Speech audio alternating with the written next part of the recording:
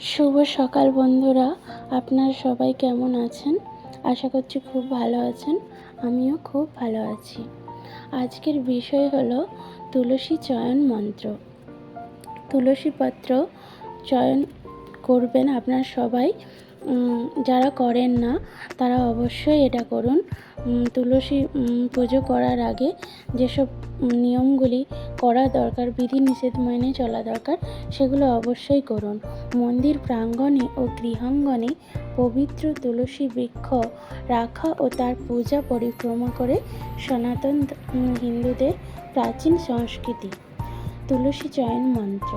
ওম তুলস্যমিত জন্মসি সদা তং কেশবপ্রিয়া কেশবার্ধে চিনমিতাং বরদা শোভনে। 3 বার বলুন। হে তুলসী, অমৃত থেকে আপনার জন্ম। আপনি প্রতিনিয়ত ভগবান শ্রীকৃষ্ণের অতীব প্রিয়।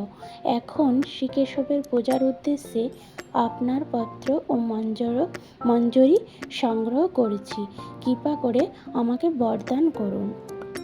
তুলসী ক্ষমা প্রার্থনা মন্ত্র।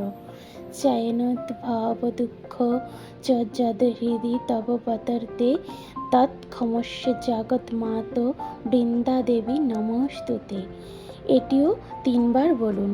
হে তুলসী দেবী, আপনাকে আমার সশ্রদ্ধ প্রণতি জানাই। হে জগৎমাত, আপনার পত্র ও মঞ্জরি চয়নকালে যদি আপনার হৃদয়ে দুঃখের উদ্ভব করে থাকি, তুলসী দেবী আমাকে ক্ষমা করুন।